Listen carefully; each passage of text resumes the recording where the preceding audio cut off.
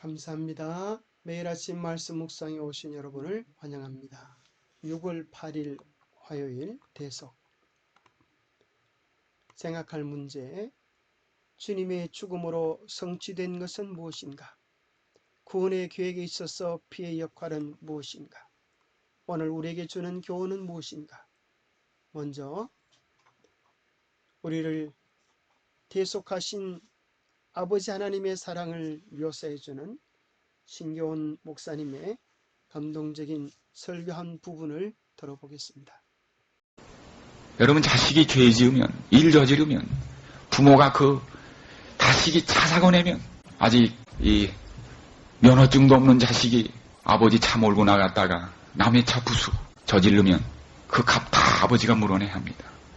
인간이 죄 지었을 때 모든 책임을 하나님이 다 물어내신 겁니다.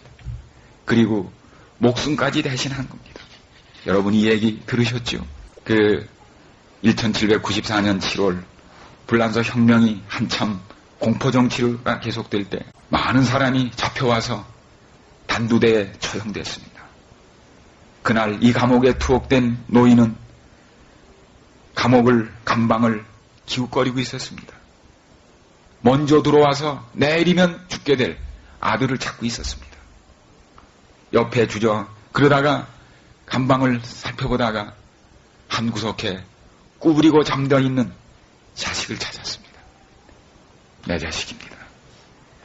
아버지는 옆에 앉아서 자식의 얼굴을 한없이 바라다 봤습니다. 불쌍한 자식.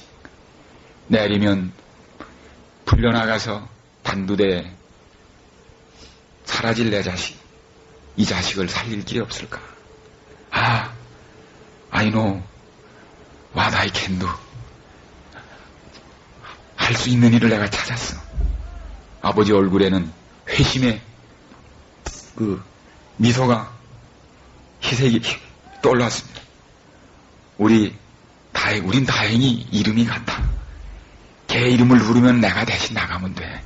그리고 다음날 아침 새벽에 사형을 집행하는 병정들이 감방문 앞에 왔습니다. 장 시몬 데 로이셀로 이름이 불려지자 아버지가 벌떡 일어났습니다. 네.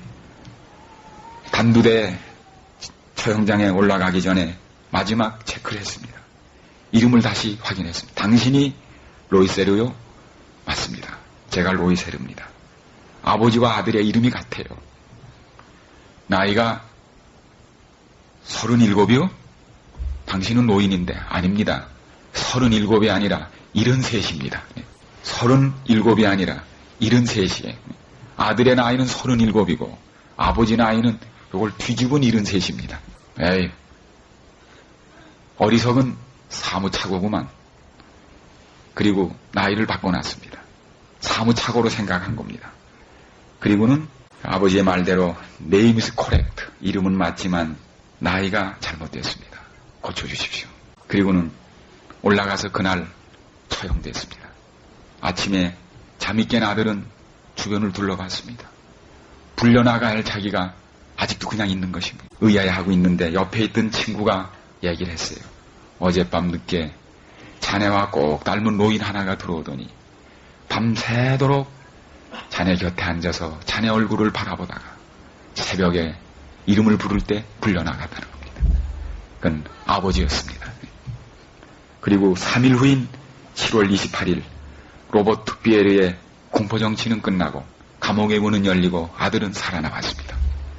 여러분, 성경에 보면 예수님을 둘째 아담이라고 그렇게 부릅니다. 아담인 우리가 인간이 죄 지었을 때 이름도 똑같이 아담이라고, 둘째 아담이라고 이름을 붙이고 우리가 죽어야 할 죽음을 십자가에서 죽으신 하늘에 계신 우리 아버지의 모습을 우리는 십자가에서 다시 한번 확인하시게 되기를 간절히 바랍니다. 주님의 죽음으로 성취된 것은 무엇입니까? 그리스도께서 하나님 곧 우리 아버지의 뜻을 따라 이 악한 세대에서 우리를 건지시려고 우리 죄를 대속하기 위하여 자기 몸을 주셨으니 마땅히 우리 죄로 죽어야 할 우리를 위하여 예수 그리스도께서 대신 죽임을 당하셨다고 하는 것, 이것이 성경의 핵심 주제입니다. 이 진리는 모든 구원의 계획의 기초가 됩니다. 그리스도의 보혈을 통한 속죄를 부인하는 교리는 기독교의 핵심을 부인하는 것과 같습니다. 피 흘림이 없는 십자가는 아무 소용이 없습니다. 대속은 모든 구원 계획 가운데 핵심입니다. 우리는 우리의 죄로 인해 죽을 수밖에 없습니다. 그리스도께서는 우리를 위한 사랑 때문에 우리 죄를 위하여 자기 몸을 들이신 것입니다. 그분은 우리가 죽어야 할 죽음을 대신 죽으셨습니다. 그리스도의 죽음이 죄인을 대속하기 위한 죽음이라는 진리에서부터 다른 모든 진리가 시작됩니다. 우리의 회복과 자유와 용서와 낙원에서의 영생의 소망은 예수께서 행하신 일, 곧 우리 죄를 위해 자기 몸을 들이신 사실에 근거하고 있습니다. 그것이 없이는 우리의 믿음도 의미가 없는 것입니다. 구원은 오직 그리스도의 보혈을 통해서만 이루어옵니다. 구원의 계획에 있어서의 피의 역할은 무엇입니까? 마태복음 16장 28절, 이것은 죄의 사함을 얻게 하려고 많은 사람을 위하여 흘리는 바 나의 피 곧 언약의 피니라. 우리 주님께서 십자가의 보혈의 피를 흘리시게 되는 이유를 설명하시기를, 많은 사람의 죄사함을 얻게 하기 위하여 흘리신다고 약속해 주셨습니다. 에베소서 2장 14절, 이제는 전에 멀리 있던 너희가 그리스도 예수 안에서 그리스도의 피로 가까워졌느니라. 우리가 이방인이었지만, 외면당한 이였지만 그리스도의 보혈로 인하여 그리스도의 가족이 되게 된 것입니다. 하물며 영원하신 성령으로 말미암아 흠없는 자기를 하나님께 드린 그리스도의 피가 어찌 너희 양심을 주권 행실에서 깨끗하게 하고 살아계신 하나님을 섬기게 하지 못하겠느냐. 주권 행실에서 깨끗하게 할 수 있는 그 능력이 십자가의 보혈 속에 있는 것입니다. 너희가 알거니와 너희 조상이 물려준 헛된 행실에서 대속 구속함을 받은 것은 은이나 금같이 없어질 것으로 된 것이 아니요 오직 흠없고 점없는 어린 양 같던 그리스도의 보배로운 피로 된 것이니라. 우리의 죄가 대속되어지게 된 것, 우리의 악한 행실에서 구원함을 받은 것, 그리스도의 보배로운 피로 가능한 것입니다. 나는 믿음으로 사노라 100페이지에 이런 기록이 있습니다. 그대는 이렇게 말할 수 있다. 나는 죄인인 것을 압니다. 그렇기 때문에 구주가 필요합니다. 나는 구원을 주장할 만한 아무런 공로가 없지만 하나님의 흠없는 어린 양께서 세상 죄를 위해 흘리신 속죄의 피를 의지합니다. 이것이 나의 유일한 답변입니다. 영감의 교훈, 보혈만이 대속할 수 있어. 예수님께서는 우리의 대속제물이시다. 우리는 우리 자신을 위하여 대속할 수 없다. 그러나 우리는 믿음으로 이미 이루어진 대속을 받아들일 수는 있다. 구원이 우리 모든 인간에게 이르게 된 것은 우리 구세주께서 무한하신 희생을 치르시고 형언할 수 없는 고난을 당하신 때문이었다. 누가 우리를 위하여 대속할 수 있습니까? 우리는 다 죄인이어서 자기 죄값을 지불하기에도 부족한 것입니다. 죄 없으신 오직 예수 그리스도의 보혈만이 우리의 소망이 되는 것입니다.